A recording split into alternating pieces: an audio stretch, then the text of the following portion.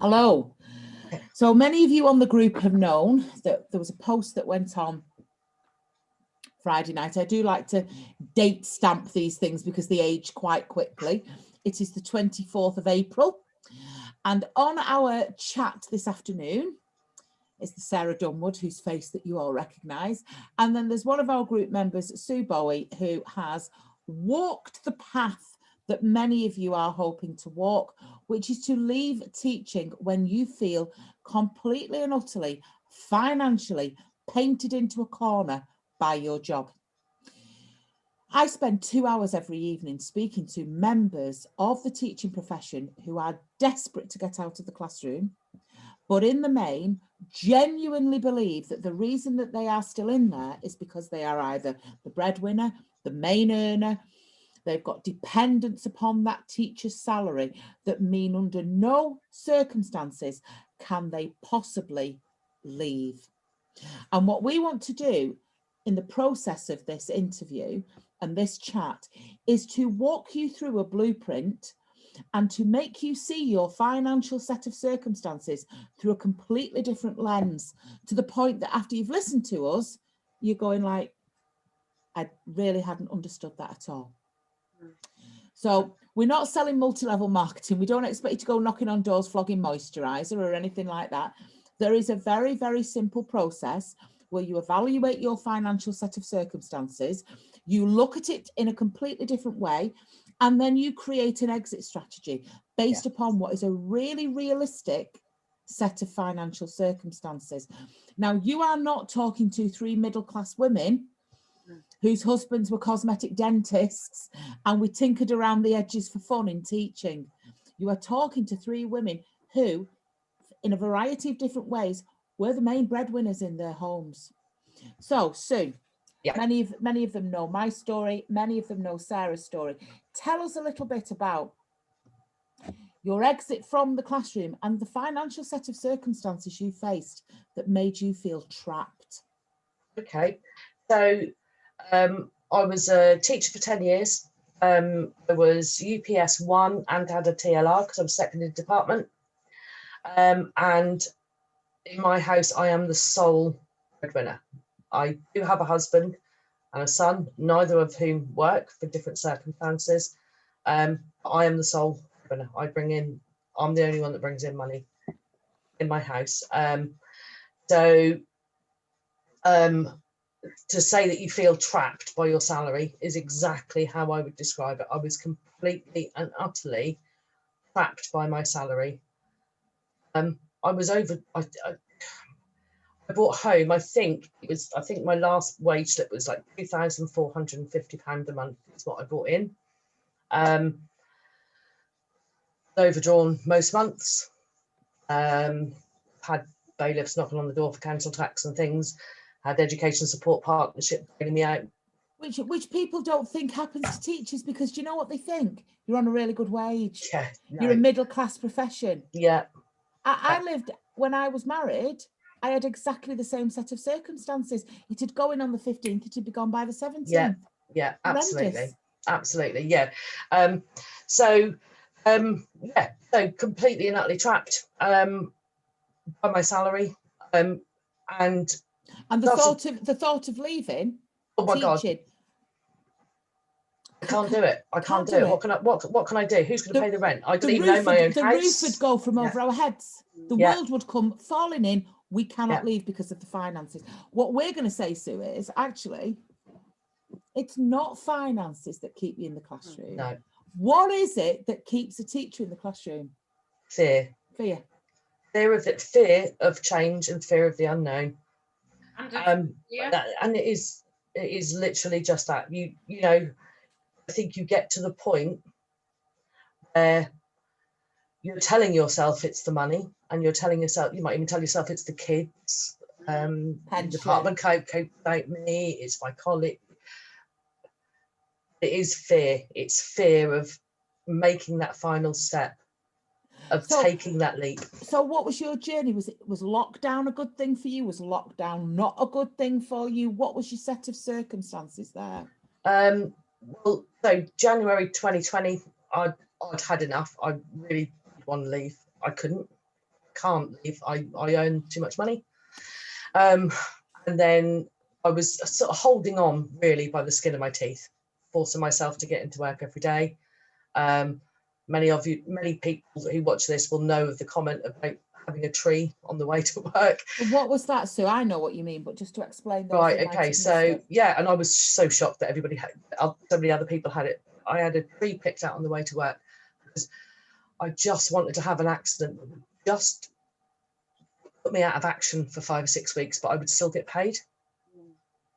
I just need to not have to go in for 5 or 6 weeks and have a good enough reason not to go in for 5 or 6 weeks. So could I just crash the car and have a bit of whiplash? Could I just break my leg somehow? Could I just Wow. something? And loads of people piled on the thread, didn't they? Yeah. I've got a tree, I had a crash barrier, I had Yeah. a wall, and oh, it's horrendous. Yeah, it's horrendous. So then lockdown happened, and it saved me. It genuinely saved me. I can breathe. Yes, I was still doing work online. I was still teaching online to the school. But that first lockdown was a bit different, wasn't it? It was just about uploading PowerPoints and work and answering emails to students. So I still was doing a 12, 14-hour day, but it didn't feel quite so pressured. Didn't have, SLT observing and different things happened to be done by a certain time. Do you know what I mean? Everybody was getting used to it.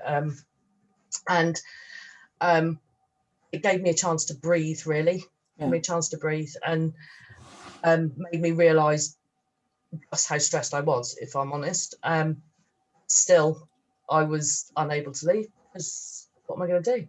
Who's going to pay the rent? Who's going to put the food on the table? What can I do? I can't get a job for my salary anywhere. I've looked all through Indeed and all of it. I can't do it. And then I think you must have been Googling or something. Yeah, I think I must have been going, how can I leave teaching? Dear Google, please tell me, you're my friend. So I think I must have been one of the first people to join because your Facebook group would suggested page for me. And I joined the group in about, I think it must have been July 2020. We were only 3 weeks in at that point. Yeah. We're only 3 weeks in and 11,000 members. Yeah. Gives you a good idea, doesn't it? Yeah. And so I saw your How to Tutor Online video, the How to Tutor Online video, my inspiration, and a phone with a gooseneck and a whiteboard. Can you see how that's aged so badly already? God, people are now using all sorts of different devices, and I was just about to pick and I'd rigged up a gooseneck and a phone and was trying to keep the wolf from the door. Yeah, absolutely. So my initial thought was, right, okay, I do with earning some extra cash. Sounds like a really good idea. So I had a Facebook page and just put it on my profile and got, I think, 4 or 5 clients. Brilliant. Extra £150 a week. So I'll do that. I'll keep me going. That'll keep the wolf from the door. I'll, save me going overdrawn. And so that's when and I went back to work in September. And if anybody was paying any attention to me back then on the page, if it wasn't for the members on that page, I genuinely do not think I would be here. I didn't want to go back. I was, oh my God, just so highly anxious. Just a tree turned into several trees on the drive every morning and every evening. It culminated in the kitchen, the dining room, didn't it? Yeah, at school. I was on duty at school. I knew I wasn't well because actually I wasn't actually teaching that day. I had the whole day off, but I had to be in school. You know what I mean? And I realised that actually this is one day that I could actually take a phone call off my doctor because I'm not going to be anywhere. So I rang my doctor in the morning, and my doctor, you have to ring in the morning and they ring you back, and said I need to speak to a doctor quite urgently. I don't even remember making that phone call. Next thing, I was on duty in the dining hall. a major panic attack. Genuinely, honestly thought that's the first time I've ever had a really bad panic attack like that. I'm not prone to them or anything like that. And I honestly, genuinely thought that I was going to die. I couldn't breathe. I just couldn't breathe. And I was sent home. And my doctor rang me literally on the way as I was driving home. Actually, I got the phone call off my doctor. Came home. I think I must have slept for about 3 days. My doctor signed me off there and then. I mean, just immediately there and then. And the panic set in. Okay, so now what do I do? Because what you've got is, and this is the bit where I speak to members from the group. I do 2 a night, and this is the point they get themselves in. Everything I know to be true is tied up on that pay packet. Yeah. Everything I've ever worked for, every single, because at this point they think that what they've got is a quality of life is tied up in that pay packet. However, I am broken. I am unwell. I cannot sustain this life anymore because I have to make a living on this wage. But I can't because it's killing me. But I can't give up because otherwise everything I've got is going to fall in on me. And then they find themselves in this central point in between these two horrendous trains of thoughts. And that's trapped in a classroom because your perception is you are financially reliant upon that job. No, absolutely. You are not. You are financially reliant upon a certain amount of money each month. That's it. So let's start to reframe what's going on here. You are the breadwinner, the main earner. You are whatever you call yourself, who has to bring in, what's the famous expression we use to define it? Your what? Your bottom line. Yeah, absolutely. What's your bottom line? I've been talking about bottom lines since about 2013. Okay. And I want to really explain what a bottom line is.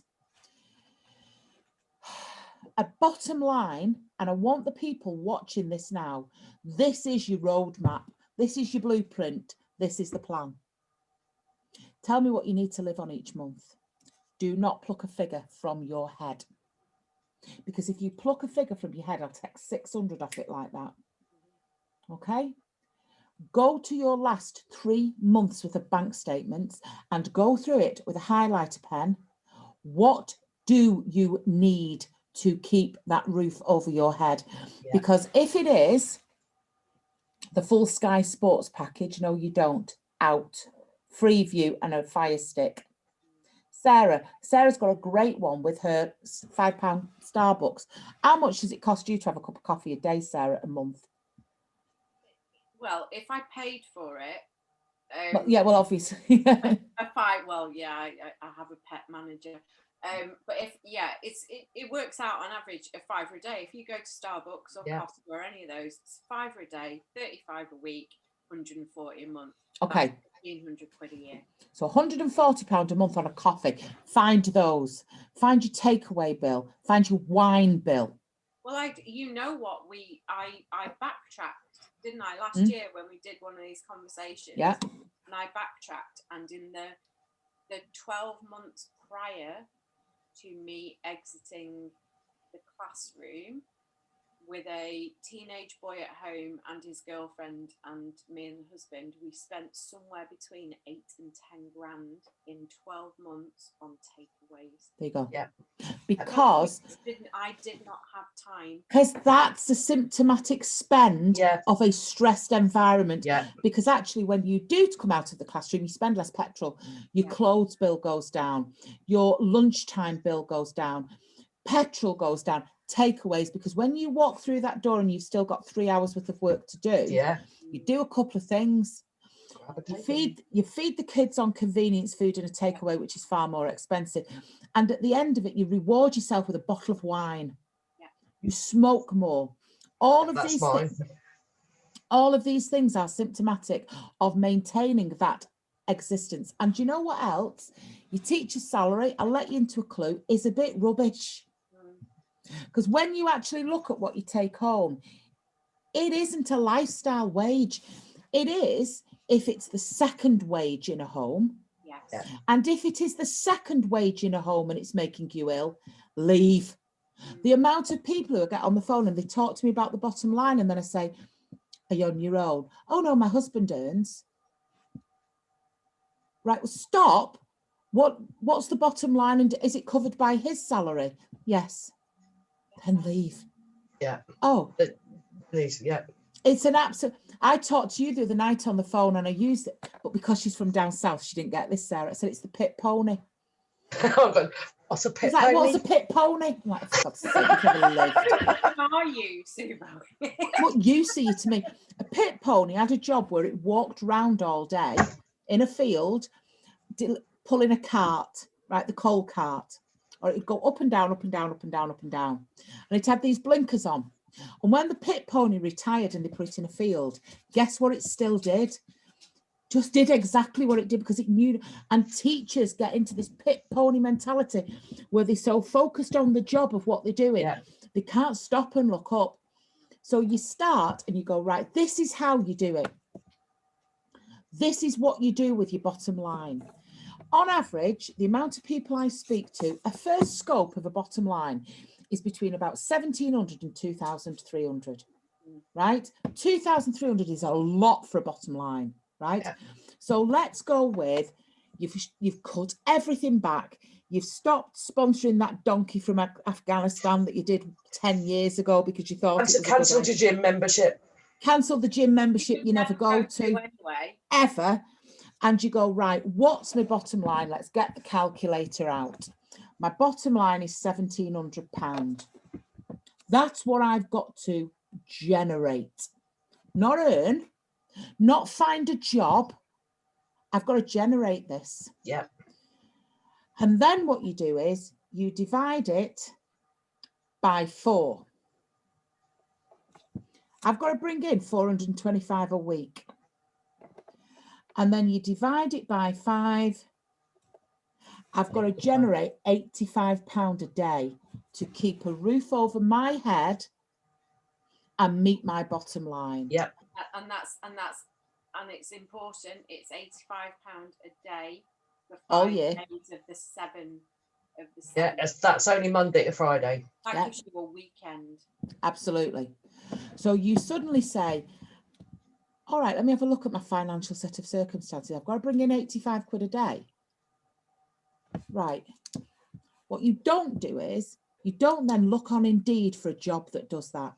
Now, I know one of the biggest pushbacks we have is people watch this and say, yeah, it's all right being a tutor. I don't really want to be a tutor because I'm a PE teacher or I'm a French teacher. And I know that. And I know that if you're a primary school teacher, go down the route of tutoring. Tell you that now. Yeah. Even if it's just to get you going, to get you from Oh, yeah. A to B, because this what we're talking about now Yeah. is for the moment. This is what's going to get you out. £85 a day is going to get you out of the classroom. What you do from there and go upwards is the next stage of the conversation we'll have. But if you've got to do 85 quid a day, look at multiple income streams. Absolutely. Don't go from one job to another. So how I did it was, I signed up with an agency. I signed up with supply agencies. 3 days a week supply pulled me there in. I built up some tutoring in an evening. Well, a lot of tutoring for those of you who know my story. I joined the National Teaching and Advisory Service. They don't care what your subject is. You're going into children's homes doing functional maths and functional English. You can do that if you're a DT teacher. You can do that if you're a PE teacher. I signed up with my local borough council for kids who've broken their legs, right? So supply, National Teaching and Advisory Service, hospital schools. You have to be have to really have a certain kind of gusto to do that if you're teaching terminally ill kids. Signing up with acting agencies who need chaperones and that kind of thing. There are a variety of different ways that you suddenly start to go, what's my commodity? I'm a teacher. Working Aldi for an afternoon if it gets you 85 quid. Doesn't matter. You can clean caravans in Cornwall. If you clean caravans, you get on average £94 for the day. Because what you've actually said to yourself is, if that's what I need to generate, Don't forget your family allowance will knock some of that money off. Yeah. You've got a variety of different ways. Stop thinking of replacing one job for another job, because £85 a day is not that much. And that's such a crucial mindset thing. Yeah. That I can't jump because I need to get another job that brings me that money in. No. And that was the moment the scales fell from my eyes Yeah. last year with you, last January, was like, oh God, I've got so many skill sets. Mm. I can leverage this. I can go and make resources. I can be an exam marker. I can go and be an exam invigilator. I can do whatever I need to do. I can go be a midday assistant. I'm not bothered, because I've got my figure on the fridge. Mine was 1,300, by the way. What was yours, Sue? 1,700. Yeah, mine was, I think, yeah, just over 1,700. I think 1,740, something like And that. what it else was. you do is you go, right, that's my buffer. So whilst I'm in teaching, I'm going to just live to 1,700 and I'm going to save the rest. So Yeah. I've got a buffer. That was my advantage, was that for a long period of time, even before everything happened with me, I'd always had this pipe job, what I thought was a pipe dream of getting out and being a photographer. Mm-hmm. And so I'd swept money away. That so in the 20-minute drive home, the day that I walked out from school, I'd got myself in my head from needing £3,500 a month, which was what my take home was, to about 1,900, because I just said, right, well, I stopped saving, I stopped overpaying the mortgage, I stopped doing X, Y, and Z. So I go back to my bills and I start paying the minimum credit card bill. Yeah. Because this is a temporary plan. Yeah. This is your lifeboat out. Yeah.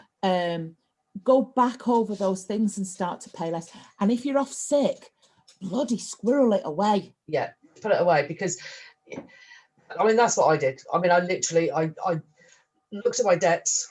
It's just I was still doing some tutoring in the evening. I had like 5 clients, and which were all sort of children of friends and family and stuff.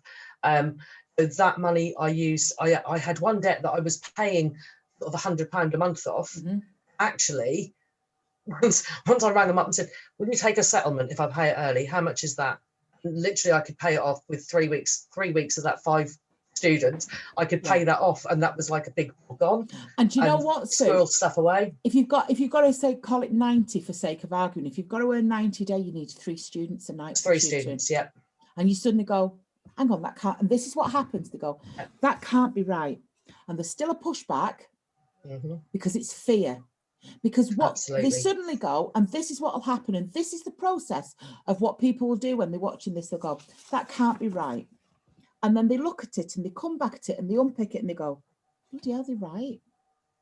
And then that sits with them for a minute and then they go, but, and that's when the fear rushes over them with an avalanche.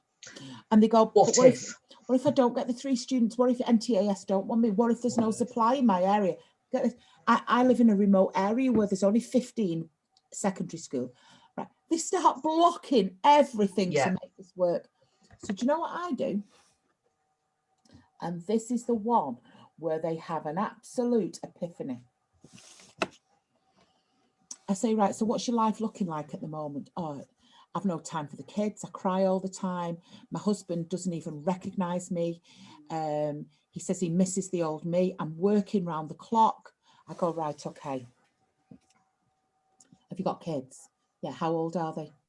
I've got a boy who's 15 and I've got a girl who's 9. All right. Do you know the biggest sole influence on a child is a parent? Yeah. Can you tell me the role model you're being for your daughter? And there's this silence. Said, so your daughter sees a stressed out mother, overworking, crying because she's not got the guts to leave. Is that what you're teaching your girl? That if she's in a really shit place, she's got to stay? No, absolutely not. Would you want your daughter living like that? No, I'd tell her to get out. Yeah. And then all of a sudden they go, oh, because I don't value myself enough to do that, but I wouldn't have it for my kids. I think that's what teaching does to you. I think, you know, we've all, there's that constant criticism of teaching. And even if you're the person that it could be positive criticism, if you like, genuinely, Mhm. but because you're being judged all the time, Yeah. you then start to doubt yourself and you start to judge yourself. That's what you do. But Sue, what kind of messages are we giving our own kids that No. say, this is what working life Yeah. looks like? No. This is Isn't though, what is a it? job does. Do you know what you do, kids? I'm going to work really hard with you to do your homework so you can go to university and end up as miserable as I am. Mhm. What kind of a message is that?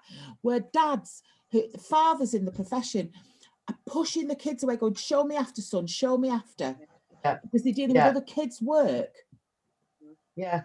So the biggest and most powerful message we can give our children is, if it's toxic, if it's making you ill, whether it is a marriage or a job, you vote with your feet and you leave, and you find the confidence to get out there for 85 quid a day.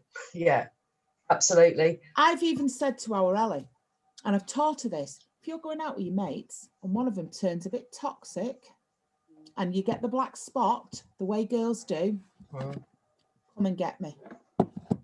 I'm on my way, kid. Because you don't stay in an environment that makes you ill, and teach your kids that. Yeah, absolutely, every time. And what you said about that, I do remember. I mean, again, it's so many little light bulb moments over the last 6 months. That when you said, I think you called it multiple income stream. I call it not putting all my eggs in one basket. Yeah. That's what I call it. So once I realised that didn't have to come, money that I needed didn't have to come from one income, one thing. That was like, Tell us what you're doing now, Sue, please. I am a tutor, and you might all go, there are going to be people. I had those 5 clients, and I thought, still did not believe that I could do it on my own. Also, actually, I need to have that £85 a day. Whatever, I mean, that's what I need to earn. So how am I going to get that? So I did mine specifically for tutoring. So I did type in maths tutor on Facebook. Loads of people went, right, okay, I'll reply to them. I typed it in on Indeed, found a couple of an alternative education provision near me, wanted online maths tutor, so I applied to them. I applied to 2 or 3 other companies. I met a lovely lady on the teaching group who runs an alternative school in Horsham in Surrey, and spoke to her and offered my services to her if she wanted it. I also then my Facebook page and put it on Flogit site, put it on home educational sites. If I got kicked off, fine, I'll just put it on another one, put it on home ed sites. Joined home ed sites as myself and started just offering free advice to people and not saying I was a maths tutor necessarily, but just offering just to get myself in there and talking and generating. And then when they asked, well, how do you know, what do you do now then if you're not teaching? Oh, I'm a maths tutor now. Not allowed to advertise though. My page is linked to my personal profile. So I got all these different income streams. Started work. You advertised on Facebook for tutors, so I started working for you. I then started working for Sarah and Charlotte. Don must message me every week. Can you got any spaces yet? No. And that's what I do. I'm going to ask you a personal question.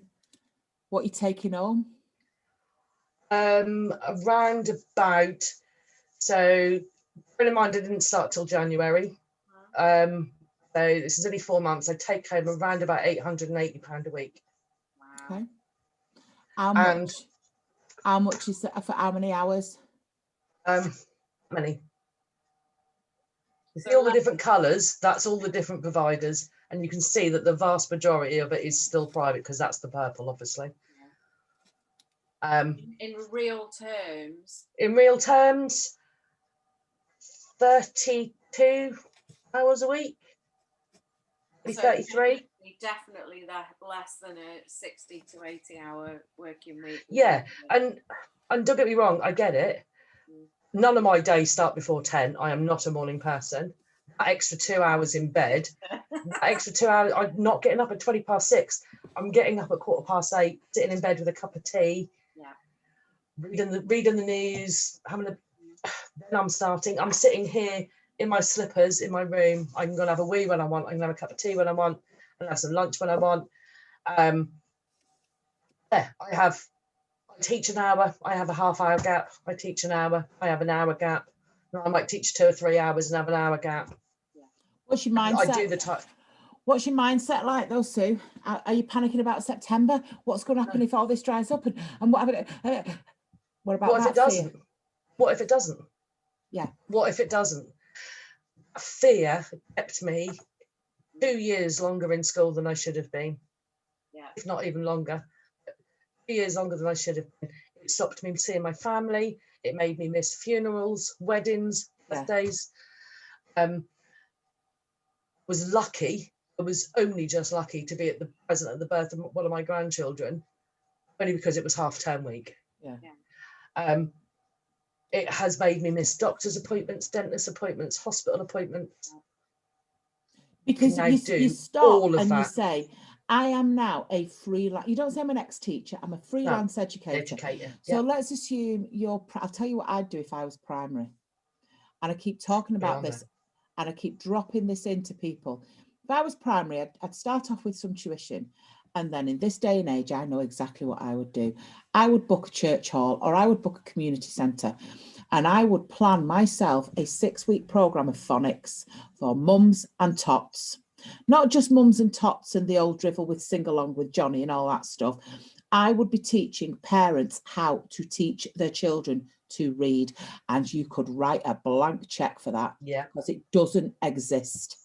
The COVID gaps that these kids have been left with, if you could teach a mother how to help their kid read, you could. So if you're a primary school teacher, don't come crying to me that you can't leave, because there's such a demand for online tuition, it's untrue. There's such a demand for face-to-face tuition, it's untrue. The national tutoring programme is massive, a massive demand for tutors. Well, this is the thing. When I applied for all those different tutoring agencies and things, I set myself a bottom figure of what I was willing to work for, and my bottom figure was £25 an hour. I'm not working for less than £25 an hour. That's 4 students a day I need as a minimum. So when a tutoring agency would get back to me and say, and we offer you £17.50 an hour, I'd go, no, thank you. That knowing my worth. That is so important. It is so important. Yeah. And it's interesting, just off on a tangent, that I was talking to somebody the other day. I'm not even sure if she's a member of the group, but she should be, who was paid £44 for a day's supply. And it's like, no, I wouldn't even get it. Genuinely, I'd do a Linda Evangelista. I'm not getting out of bed for anything less than my bottom line amount. And there's always, I think it's multiple income streams. It's being entrepreneurial. So, all right, if you're a DT teacher or if you're a modern foreign languages teacher, I understand there are limits to what you can do if that is your subject specialism and you are in secondary school. But there are ways round it. We've just told you, do a couple of days supply with the right mindset. I'm in and out. I'm not asked. Functional skills. Everybody can teach functional skills. Everyone can teach functional skills. And do you know what? If you've got half a brain, you can go and analyse the Year 6 SATS curriculum and you can do it. You stand there and you go, I'm a mathematical or I'm a literacy. I'm a numeracy or literacy. I'm literacy. Right. What does a kid need to know for Year 6 SATS? And I defy anybody who's in the teaching profession who cannot reskill themselves to do that. If they don't want to, that's absolutely fine. Find your joy. So if you're a PE teacher and you say, right, I can't do this, then go and set yourself up as a personal trainer. And there's just, I'm not picking on PE teachers, but PE teachers in schools have a limited lifespan. Yeah, they do. they hit a point where schools don't want them to be PE teachers anymore, and they sideline them into, so either at that point they choose to go to their second subject or they get forced somewhere. Mm. So do that, take control of that situation, Yeah. and find your niche now before somebody says, oh, do you know what, I want you teaching bottom set geography on a Yes. Friday afternoon. You're absolutely right, Sarah. And there are so many. Start being entrepreneurial. Start saying, if I've got to earn £85 a day, I'll drive a forklift truck if I need to. Yeah. But what I'll do is I will grow my jumping beans business of whatever, where I'm doing mini football or I'm doing karate or I'm doing, there's a great business model, and it's a really, really simple business model. If you've got a skill, whether it's phonics or PE or calligraphy or whatever you can do, right? Go and book a room. Go and book a room in a venue for about 25 quid and have a price point of £7.50, right? Per customer, right? So let's say for 1 minute, your skills was karate or Pilates or whatever. These are unregulated business models, and you charge £7.50 for a person to come in, and you get 10 people in that room. It's 75 quid. You only need to earn 85 a day.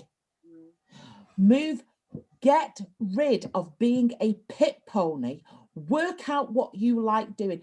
I spoke to a guy last night. He put something on Flog It Friday. I'm going to give him a shout out. Jonathan Parker, his name is. He mowed those pens, right? I got on a Zoom call with him last night and went, what are you doing? I said, they are phenomenal. And I couldn't buy one because you'd not set up a sales funnel that I was 3 clicks away from purchasing, right? And he's looking at me, he's the most talented man. I said, why have you not done a video of how to make them? £35 a pen, right? That's how much he's charging. Go and sell 4 a day. Well, And I think as well about Helena in our group. Showed him Helena Hearty Woods, yeah. I know she's over in Reddish today at a makers market. They're all stocked up, and they'll do it. And she's okay. It's different things, isn't it? You are not going to make a living coming out of teaching selling candles. No. Right? Absolutely not. But what you are going to do is chip away at that 85 quid with how many candles you do sell. If you've got 3 other days supply, if you're then working in a hospital school, if you're then working in Aldi, if you're doing one of the things we have to drop is the pride of being a teacher. Yeah. Because it's hard. Because if you're first generation university like I was in our family, my dad would be, help, my daughter, who is a teacher, is drowning. Because we're so proud. So to actually suddenly go, I've quit, I'm burnt out, they've won. You've got to fight your pride. And that's when you go back to, what role model am I being for my family? Because you walk away.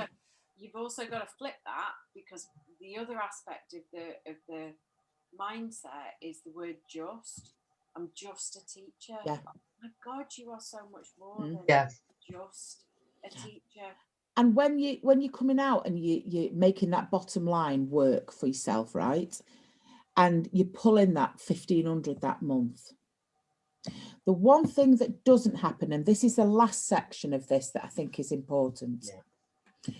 When you've been on an incremental glass ceiling type institution, no matter how many hours you work, that pay packet's going to look the same. There is an abundance of wealth out there. So if you are going to leave teaching and do that bottom line, then you have got to work as hard on your mindset as you do on creating that money. Absolutely. So this is what I say as well. You start with really, really understanding the power of your mental robustness. And that comes from mental health and well-being. The first thing you do is you read books like The Secret, The Law of Attraction, The Importance of Manifestation of Success, Okay, go down a rabbit hole at 3 o'clock at night when you can't sleep because of stress. Watch TED Talks. Look at the most successful entrepreneurs in our society, because they don't do it by chance. They have a robust mental attitude to money. So you start to look at things like the power of the universe, the law of attraction, The Secret. The Yeah. next thing you do is you meditate. You get into mental health and well-being where you meditate. And if you have come out of teaching, you start to find the joy in nature. You go for that walk. You treat yourself kindly. Do some work on your inner child and be as passionate about your mental health as you are about your financial health. And then what will happen is you will exceed what you were earning in the classroom Yeah. within no time at all. So just to summarize on what we do: sort your finances out, get your bottom line. The next thing is feel the fear and do it anyway. Before you don't have a choice. Yeah. While you can still negotiate your reference, whilst you still are fit enough to earn that 1,300, right? And that's the difference. I didn't. Well, a good point that. Get out. What you then do is when you are out, you have faith that this is going to be okay. And that comes quite quickly, actually, I think. Yeah. Sue's 4 months in, 4 months out. 4 months in. 4 months in, and she's meeting yeah. a bottom line, and Exceeding there's it. an abundant and exceeding it, quite frankly. And there's stuff out there that's coming in quite nicely. Sarah's got multiple income streams and she's got multiple businesses. Okay, but are you prepared to do what is your bottom line? Are you prepared to do your earnings at the moment, not including the profits from your businesses? No, so my bottom line, my absolute bottom line is 1468 a month. And last month was my first 3k month. Is that including the profit from your businesses? No. No, so that was my 3k take home. With profits from the businesses as well, so separate to my photography and my coaching, with profits from the business, probably going to get another 6k in me just in terms of profit by the end of July, and then weddings and things that have started back up again. I've tipped now into. Yeah. I might have a couple of what my dad delightfully calls squeaky bum moments, where the money doesn't come in at the right time. Cash flow, yeah. But that's what a bit of sleight of hand and transferring off a credit card and doing something here, there, and everything. But it's balancing out now, and I'm now back at a point which I didn't envisage being at, where I'm having conversations with my husband about being able to put back the savings that I needed to decimate last year, but also starting to talk about starting to save to create a deposit for my son to be able to buy a house in 3 or 4 years time. And Sarah, are you English, maths or science? No. What's your specialism? Business studies and economics. Right, but what did you do? I went and learned the syllabuses. I skilled myself up, so I teach all 3 now. So you teach English, maths and science because you just went and did it. You've got a Connexus business that you've talked about, which has got a healthy profit. Yeah. Actually, you've 2 Connexuses, to be fair. You've then got your Joy products, which is your photography and your wedding. So realistically speaking, spanning that between now and July, and you do an over, because I know what your figures are, you're looking at about £5,000 a month earnings. Yeah, I'm going to have to pay the tax man a heck of a lot. It's always worth it. Always worth it. Yeah. But this is the other thing, that this thing just kind of cycling back. It's the things that you don't realize how much they're actually taking out of that. You know, I used to think, I'm on a cushy number here. I'm on 65k a year. Actually, in terms of what you're taking home, it was 5, 38, 41. Yeah. So over a third of that was going on tax, NI and pension payments. Oh, this pension business. What about me, Pete? Oh, shut up about your teacher's pension. Worth Why? nothing. It's You're better off nothing. investing in profit. You are better off coming out, right, getting life insurance and starting paying the Prudential. Yeah. If that's what's Yeah. keeping you in that classroom, you are being utterly ridiculous, right? Because they are just the false gods that if I can't, I've got to earn this amount. And like you said, my teacher's pension was 65k. No, it wasn't. In reality, you were bringing home under 40. Yeah. Right? Yeah. You're bringing now when you do your figures for this year and you've got your, you're going to be bringing about 40 again once you've paid the tax man. But you're in control. You're not ill. And this is where you've Yeah. then got to factor in, how am I conducting myself? I go to Starbucks. We have a ball. I go for walks. I can sit in my garden and have my breakfast. I can see my child. Can breathe. Yeah. I'm not in a grip of anxiety and fear. Do you know, and I speak to teachers on the phone and it does make me laugh, the mindset. Speaking to a lovely lady the other night, I was talking to her about group tutoring. And she said to me, and I talked to her about my group tutoring at the weekend and how many I have on a call. And she went, how many are you allowed to have? I said, right, it's your business. You can have as many as you want, love. And she's like, oh, It's difficult. It's so difficult to get out of that pit mindset, pony, isn't it? pit pony. Yeah. And that, in a nutshell, is what you do in order to get out of teaching. Work out what's the minimum I've got to earn. Find out a means of earning it, which is easier than you think. But take the bloody leap before it kills you, if only to model to your own family that I am worth more than this. And I am not having my teenage daughter and teenage son thinking that this is what an adult's life looks like, because it doesn't. So the fear factor is a big issue. And the best way to face that fear is have the support of someone like myself or Sue or Sarah in contact with you. So we've come up with a system. What are we going to do? Another system. We all need a system. What are we going to do with regard to Zoom calls and supporting groups of people to do this in the group? Are we going to have a Wednesday night bit of a staff room shindig type thing, Sarah? What are you thinking?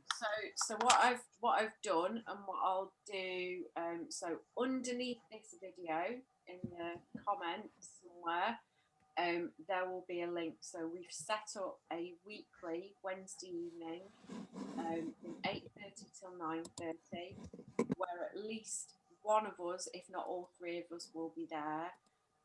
Maximum of 10 additional slots in the group, so we'll keep it nice and sort of compact and bijou. And that's a one-off, so it's not a regular weekly thing. So you sign up for a date on the Wednesday night. There'd be 10 in the group plus the three of us. We talk practicalities, might do breakout rooms so that we can have little chats, and also the option to follow up and actually. I think it's empower you as well. As well, to go into a WhatsApp group as a group of people, so that we can celebrate successes and support each other and so on and so forth. But because I know that's made a massive difference to you, Sue. And I mean, it's been huge. The support. I now have 4 or 5 people off group I talk to on a regular basis outside of the Facebook page that I class as friends, without whom I wouldn't be where I am. It's as simple as that. It's the support. It's the, I'm having a wobble. Tell me I'm all right. Tell me I'm going to be okay. And yeah, and it works. It works. It's what you need. You need that support. Especially when you are isolated at home and working on your own, because that can feel a bit isolating. Totally doable as well. Yeah. It's just do it and it'll all be all right. Because what's the worst that can happen? Go get another teaching job. Yeah. It all goes so horribly wrong that you cannot manage your finances, whatever. Go and apply for another teaching job. But I'll bet you won't. No. So Our group is lovely. Our group is really, really superb. It's a great space. There's so many broken individuals on there that we can help, and we will.